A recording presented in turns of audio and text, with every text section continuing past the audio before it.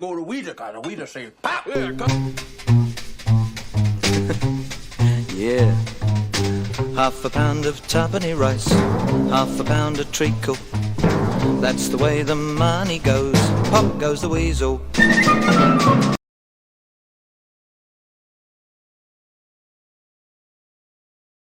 friend in need is a pest. You're gonna be a successful WWF villain hated by millions. So this wrestler I used to manage named Killer Karl Cox. What a great friend. What a tough guy. From Baltimore. He's retired now. He lives in Dallas. He was a correctional officer. I asked him, how you doing your new job? He said, everything's fine. I put my uniform on them. I wear their clothes and I beat them up all day. We wrestled at a nut house once in Millage, Georgia. And he looked around, everybody's just nuts. He says, there's nothing wrong with the people here. So he's wrestling Dick Murdoch one night in Louisiana for Cowboy Bill Watts. He's at a Hershey bar in the paper, and he's rubbing it. And it's getting to be real soft. So he takes the Hershey bar, and he puts it down the back of his trunks. He tells Murdoch, give him an ass bump. So Murdoch picks him up and drops him on his knee. Now, Cox works his way around the ring, selling it in a comical sort of way. Now, he reaches down the back of his tights, and all the people are laughing. What is he going to do? And he pulls out this big brown hand. And everybody's going, oh, my God, oh, and the building is just going wild. Now, he starts bringing it to his nose about a half an inch every 4 seconds, like he's sniffing. Now it gets close up, and now the people are holding their nose. It's a Hershey bar. Now he smells it, turns his head away, goes back to it, and licks his fingers. People are running now, screaming, holding their mouths. It's a Hershey bar. He goes back to the dressing room, they fired him. Oh, they fired him? Yeah. Both of them. Oh, no. Oh, yeah. Same thing happened up in Portland. It was a match with Toy Boy Buddy Rose, who's about 310 pounds. He's about 5'9", or 5'10", 5'11". He looks like the Pillsbury Doughboy, roly-poly guy. He's wrestling Roddy Piper. The referee is Red Bastien. Buddy Rose is wearing white trunks. Now, as Red Bastien is checking the referees, you know, they always bring them out and they want to look at their fingertips. Yeah. Then they'll put up their arms, they'll reach around their trunks and feel around here, see if they got anything. Then they'll check their shoes for nothing. Bullshit. As Red reaches around and is checking his trunks, Red takes his plug of tobacco out of his mouth and drops it down the ass of Buddy Rose's white trunks. Rose don't know it hit. Bell rings. He tells Piper, ass bump Rose. He gives Buddy Rose an ass bump. Buddy Rose sells it, and you can see this big. It's like if you stood on a tea bag. This spot just keeps getting bigger and bigger. So he knows there's something in there. And he knows he hasn't crapped his pants. So he reaches in and pulls it out and throws it down. Now the people are going nuts. But that's when the boys had fun. Yeah, they had fun in the ring. But it wasn't the proper thing to do. But I managed him one night in Thomaston, Georgia. I'm sitting on one side of the ring, and he's out on the other side.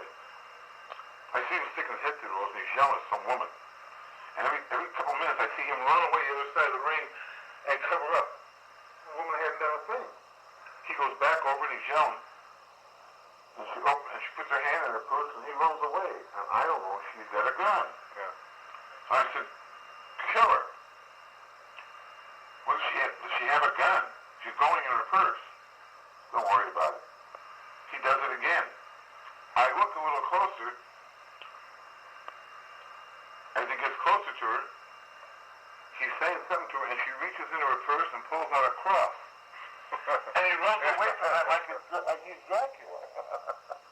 Now he goes back over and he says some more, and she goes for the cross again. He keeps running away from her. Plays with her the whole night. Oh, it was the most entertaining thing you ever saw. Then him and I were in a tag match one night in Rome, Georgia. All of a sudden, I look in the ring. I'm by myself. He had to go to the bathroom.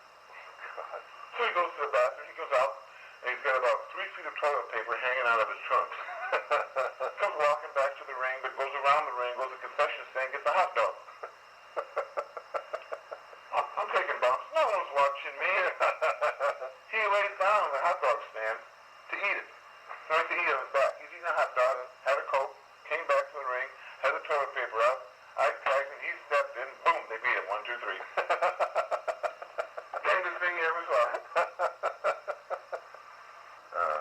When we were in Georgia in 1979, for some reason, Macon, Georgia had their own championship. And there was a Columbus champion, there was a Macon champion. Every town had a champion. So they made Cox the Macon champion. There's only 2,000 people in the building ever.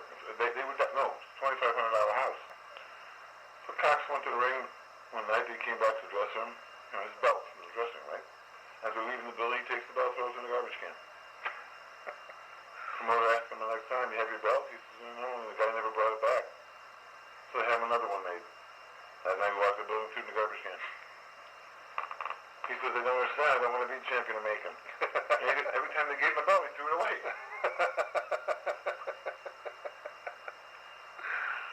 They had a booker down there named Louis Toilette. We used to call him Louis Toilet. He didn't like me. One day, I came in the dressing room and I had my pants on a hook. He wanted to move them. He was just not a good guy. He wanted to move my pants. So I said, "Louis, don't put my pants on." I said, "There's never been a real asshole in them." Shortly after that, I was done.